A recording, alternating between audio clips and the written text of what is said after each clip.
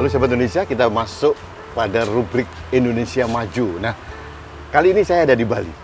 Tetap dalam rangka berlibur dan mendapatkan konten-konten yang sangat luar biasa. Nah, kali ini saya bertemu dengan sahabat lama saya, Pak Yoga Setiadharma. Beliau ini pengusaha kuliner. Kalau Anda pernah makan di Telaga Sampiran, Mang Engking, atau mungkin yang lain di seluruh Indonesia ini, beliau adalah salah satu ownernya. Dan ternyata beliau mempunyai kepedulian pada agribisnis. Melon contohnya. Beliau nanam melon dengan sistem dan teknologi yang beliau pelajari secara otodidak. Hasilnya manisnya luar biasa. Termasuk kangkung. Dan ternyata sebagian dari produk yang dari Mang Engking maupun Telaga Sampiran diproduksi oleh beliau sendiri dalam greenhouse ini. Nah, saya akan diskusi dengan beliau karena ini menurut saya beliau termasuk orang yang agak dalam tanda kutip gila berinovasi apa saja. Kenapa saya mewawancara beliau? Karena saya ingin mencari sosok yang menjadi inspirasi bagi Indonesia. Nah, sahabat Indonesia, ikutin diskusi saya dengan Pak Yoga. Mas Yoga, terima kasih. Ini ada di Yoga Farm. Yoga Farm. Tepatnya di Kuta Bali. Raya Kuta Bali. Kuta Bali. Kenapa dibuat semacam greenhouse untuk menanam seperti ini? Jadi mungkin kalau secara gampangnya greenhouse semacam kalau kita mau tidur di ruangan terbuka, supaya nggak kita digigit nyamuk. Kan ada berbagai cara. Dikasih kelambu. Kasih kelambu. Satu. So? Atau kalau udah mau pakai kelambu mungkin pakai autan bisa. Nah, tapi kurang sehat kan. Ya. Nah, kalau dengan greenhouse otomatis akan tercover. Misalkan gampang diserang hama. Hama itu kan macam-macam. Misalkan kalau kelelawar lah, burung lah, atau tupai itu biasanya makan pohon-pohon buah-buahan, atau juga begitu hama yang seperti ulat, lalat ulat, udah gitu juga bermacam penyakit. Tapi dengan greenhouse otomatis lebih tercover, lebih dilindungi. Nah, itu dari tadi. Jadi pengendalian kondisi alam pun bisa dibangun sini ya? Ya, itu satu. Yang lebihnya juga dengan greenhouse ini kita tidak terpengaruh cuaca. Kita bisa tanam dari awal tahun sampai akhir tahun. Karena petani itu musuhnya cuaca itu. Nah, itulah. Saya melihat tuh petani itu 100 petani, 99 susah mau dapat, ibaratnya mau kaya dari pertanian. Ya, karena hasilnya sukses, tapi harganya anjlok. Waktu harganya bagus-bagusnya, cuacanya jelek. Jadi selama ini petani tidak bisa menikmati. Yang bisa menikmati supplier atau tengkulak, pedagang perantara. Nah, inilah yang saya petaninya nggak menikmati. Tidak menikmati. Saya tengkulak, kulaknya 10.000, jualnya 15.000. Kulaknya 100 ya jualnya 110. Jadi untung terus. Tapi kalau petani dia termasuk spekulasi. Nah, Mas, saya mau dulu. Tertarik masalah melon ini. Nah, melonnya Mas Yoga itu terkenal manis. Di jus pun tanpa gula pun sudah manis dan segar gitu. Itu gimana perlakuannya? Treatmentnya apa? Seperti apa? Nah, itu salah satunya juga ya ini greenhouse. Greenhouse, oke. Nah, dengan greenhouse ini mempengaruhi suhu. Oke. Dengan di dalam greenhouse ini kita bisa lebih panas daripada di luar. Karena bisa lebih 5 derajat lebih dari suhu di luar. Nah, sedangkan tanaman buah-buahan itu kalau dengan suhu yang jaraknya antara siang dengan malam dan sinar mataharinya kuat, itu merangsang terlalu ekstrim ya siang malamnya. Makin ekstrim makin bagus. Jadi menaikkan kadar gulanya. Itu satu. Nah, karena kedua, apalagi kalau musim hujan, kalau terbuka pasti nggak bagus karena akar-akarnya nggak mungkin, karena akar-akarnya menyerap air hujan, otomatis buahnya pasti. Melon pun di greenhouse. Di greenhouse. Hasilnya seperti kemarin dikirim ke saya itu. Betul. Oke. Jadi sistem tanamnya dengan dripping. Jadi nanti saya kasih videonya. Ini saya barusan makan jambu king rose. Ini bisa manis sekali. Bisa. Ditanam di polybag. Kemudian Di greenhouse juga? Greenhouse. Kenapa begitu? Ya, salah satu suhu. Suhu. Oke. Suhu. Kedua, tidak kena air hujan. Oke. Ya, cuma kalau ditanam langsung dengan tanah, jauh lebih bagus. Karena unsur haranya pasti lebih komplit. Lebih komplit ya. Nah, tapi bisa dengan pot, dengan dripping nanti dibantu dari pupuk. Ya. Itu pasti akan lebih. Mas, ini kangkung. Ya, Kangkung ya. Begitu subur gitu ya. ya. Dan yang menarik di bawahnya ada lele. Lele. Ini apa namanya nih? Ya, ini yang saya namakan aquaponik. Aquaponik. Artinya apa nih? Jadi kita pelihara lele. Oke. Jadi kotoran air lele itu disalurkan ke atas, Balik ke atas. balik ke atas, Ditarik ke turun atas. lagi ya. Jadi kotorannya diserap nutrisinya ke tanaman. Jadi siklus terus gitu. Terus Nggak kebuang mana-mana airnya. tidak kebuang. Dan enaknya kita nggak usah kasih pupuk lagi. Hasilnya Hasilnya ya nanti boleh dites. lelenya bagus. Lele bagus. Gede-gede juga. Bisa terbesar sampai besar berapa besar kan kita cuma ambil airnya. Jadi Iya, iya. dua fungsi. Kita juga berbudidaya lele Ya. atau tanaman. Oke. Teknologi aquaponik ini itu sudah banyak dipakai orang. Eh, boleh dikatakan masih belum banyak. Berarti Mas Yoga inovatornya. Ya begitu ya. Saya juga banyak belajar dari Oke. luar. Tapi artinya ditiru orang boleh dong. Boleh. Malah saya justru sekarang memberikan pelajaran kepada calon petani atau calon pengusaha yang mau main, silakan. Oke, Mas. Teknologi inovasi banyak sekali yang Mas Yoga buat gitu nah. Sebetulnya tujuan Anda apa? Saya tujuannya untuk meningkatkan atau mensejahterakan para petani. Itu satu. Oke. Juga. Kedua, merangsang anak-anak muda atau remaja Merangsang untuk minat anak-anak muda. Oke, untuk oke. ke pertanian. Oke. Karena selama ini pertanian tidak dilihat, Oke. tidak gobres, terutama karena kotor, panas, segalanya lah. Kurang teknologi minded. Iya, dan juga tidak menghasilkan uang. Oke, oke. Tapi kalau dengan sistem greenhouse ini, Iya. otomatis hasilnya itu menjanjikan. Hmm.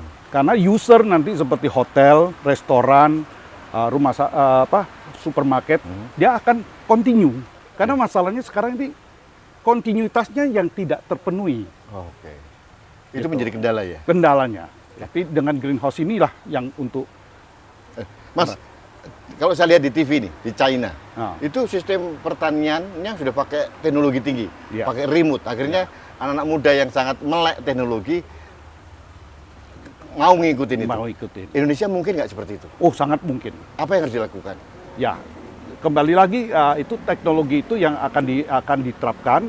Cuma kan biayanya pasti lebih mahal. Tapi dari segi kuantiti, produktivitasnya jauh lebih bagus karena terkontrol. Ya, Seperti misal contoh, kalau model dripping, model apa, dia otomatis. oke, Suhu terlalu panas, dia berhenti sendiri, kipas angin jalan oke. dan apanya buka. Jadi lebih terkontrol.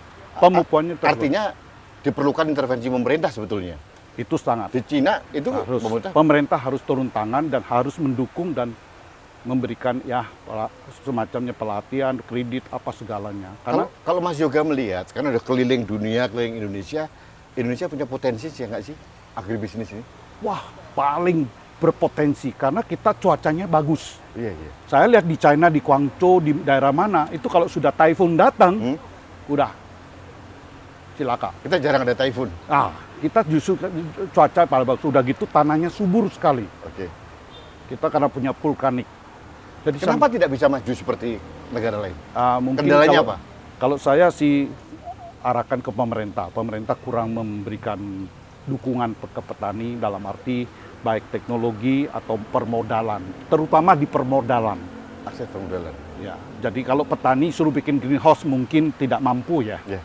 Tapi itu harus Greenhouse itu adalah bisnis masa depan. masa depan. Harus ya, Pak ya. Harus. Karena nggak bisa mengandalkan sawah atau tanam. Tidak bisa. Oke.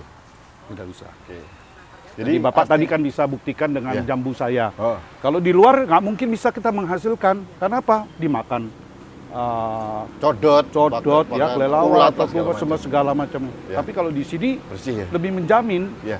Nah, Jadi kuncinya adalah ada goodwill dari pemerintah ya, untuk membuat seperti ini, memberikan stimulan kepada petani, petani, memberikan akses permodalan. ya, Itu yang kuncinya di situ. betul. Untuk akses market, pemerintah harus masuk nggak? Kita penduduk 270 juta. Oke. masih kekurangan makan sayur dalam arti yang sehat.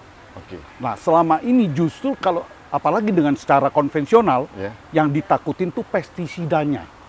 Oh, chemicalnya. Ya, pestisidanya. Kalau pupuk sih memang oke lah, kita harus pakai pupuk Iya. chemical ya. Tapi kalau pestisida yang ditakutin sekarang itu di situ karena Oke, sorry. Kalau di greenhouse ini pakai pestisida nggak? kalau greenhouse ini kan karena saya tanam buah-buahan, Oke. pakai pestisida pun nggak apa-apa karena kan sudah liwat karena pestisida umurnya 1 bulan, sedangkan buah dari luar nggak masalah. Untuk pertama aja untuk menghindari. Ya. Mas juga punya pendapat tentang organik pertanian, Ya. farming. Apa pendapatnya yang digalakkan di sana lebih mahal? Katanya ini beras organik atau apa? Menurut Mas juga? Kalau menurut saya terlalu murni kata-kata organik. Karena kalau saya tidak percaya ada barang organik. Gimana bisa organik? Ya, gitu. Kecuali pertanian di atas bukit sana. Mungkin di satu tempat yang radius 25 km tidak ada industri, tidak ada Steril semuanya ya? steril semua. Oke. Jadi kalau saya lebih condong ke healthy atau green food. Green food farming, ya? Ya, Atau healthy kalau farming, ngomong ya? organik ya betul mungkin pupuknya dari kotoran. Tapi nanti kembali lagi ujung-ujungnya pakai chemical juga gitu. Oke. Lebih-lebih air hujan. Ya. Kita sudah tercemar. Ya kalau ngomong oke pakai greenhouse udah kena air hujan lah. Udaranya, Oh, udara kita ini kan sudah tercemar. iya. Ini motor-motor dia punya Iya. knalpot. Nah, Iya. tanaman kan bernapas. Iya, iya. Gitu. Mas, Jadi Mas juga tidak mempunyai background pertanian. Saya tahu itu. Bisnismen. Tapi sangat fluent, paham benar tentang pertanian. Belajar dari mana? ya satu kadang-kadang lihat di TV, lihat di buku, tapi saya sering berkunjung ke Taiwan atau ke Itu China. otodidak? Ya, Belajar sendiri? belajar sendiri. Jadi ya juga kebetulan faktornya dari hobi ya. Jadi saya lebih ada passion ke sana passion juga? ke sana, jadi lebih ke arahnya lebih menekuni lah Iya. gitu. Mas, ini terakhir, apa harapan saran untuk Indonesia, baik untuk pemerintah, baik untuk petani, dan untuk generasi muda? Saya sih mengharapkan pemerintah memberikan pendukungan ya dalam segi pastilah modal, tapi yang tepat. Oke. Juga teknologi, kita tidak ada salahnya kita niru aja negara, tidak usah repot-repot. Kita datangkan aja teknisi atau belajar dari negara yang sudah maju. Ngopi, nggak usah malu, nggak usah gengsi. Ya, sementara ini sekarang saya lihat sih di dunia memang Israel ya, mungkin terlalu niru Taiwan sama di China aja, yang mana itu sudah terjadi gitu. Saya rasa nggak usah malu, nggak usah gengsi, merasa harus niru gini. Kenapa tidak belajar? Terus saran untuk petani apa? Saran petani ya Harus itulah. open minded. Ya, dan ngikutin aturannya, jangan jangan ibaratnya tuh ya ibaratnya cheating ya, itu sering curang. terjadi curang, Ya, petani oke. curang karena sudah dibentuk koperasi ternyata ada tengkulak datang dijual ke orang lain. Nah, itulah yang problem kadang-kadang kita mau bikin suatu organisasi gitu. Ya. Terakhir untuk generasi muda, sarannya? Saya rasa bisnis yang paling punya potensi untuk kedepannya, saya rasa pertanian di agro. Karena pendek, ini seperti kangkung cuma 18 hari, 20 hari udah panen. Nah itu, jadi saya merangsang kepada ya mengharapkan para pemuda-pemuda atau yang ibaratnya ibu-ibu untuk berpotensi karena kita juga membutuhkan pangan. Ketahanan pangan itu sangat dibutuhkan. Nggak peduli ada perang, ada penyakit, ada wacana, semuanya tetap harus memakan. Gitu. Jadi saya sarankan pemerintah lebih banyak memperhatikan di dunia pertanian ini, karena sangat menjanjikan dari segi pasar, memperolehnya gitu. Ya, jangan perspektif lah ya. Prospek Baik, sangat untuk prospek. Mas Matur Suwun, terima kasih. Jadi mudah-mudahan menjadi inspirasi buat Indonesia. Terima kasih. Pencerahannya itu didengar oleh para pemangku kepentingan. Oke. Terima kasih Mas. Masih. Ya. Sahabat Indonesia, ini pembicaraan singkat saya dengan Mas Juga. Beliau ini seorang inovator menurut saya. Dan yang paling penting apa yang disampaikan beliau adalah beliau saya fungsikan sebagai orang yang bisa menjadi inspirasi Indonesia. Dan sudah terbukti. saya sudah mengalami sendiri.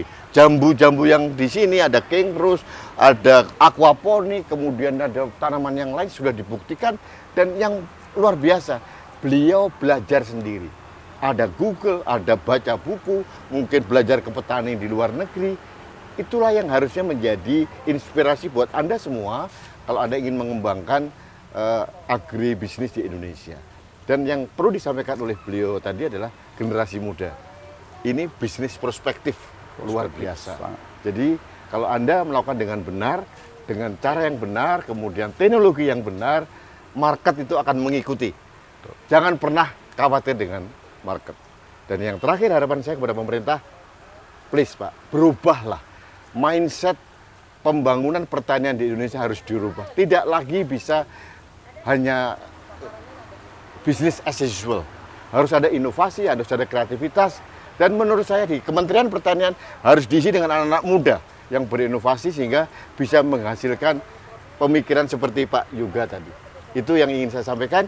Mudah-mudahan apa yang disampaikan oleh Pak Yoga menjadi inspirasi untuk Indonesia. Terima kasih. Kita bertemu kembali dalam rubrik Indonesia Maju berikutnya. Sampai jumpa. Mas, thank you Mas.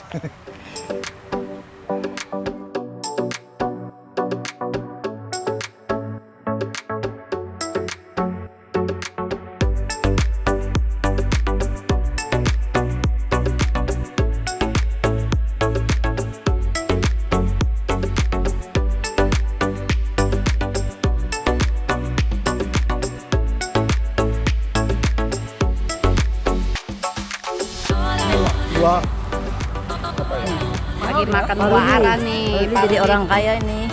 Makan buah arah. Sama kulitnya juga. Orang kaya lagi makan buah arah. Buahnya Yesus Iya. dari Taman Firdaus. Jadi Amin. artinya saya sudah di Taman Firdaus. Aduh, amin, amin.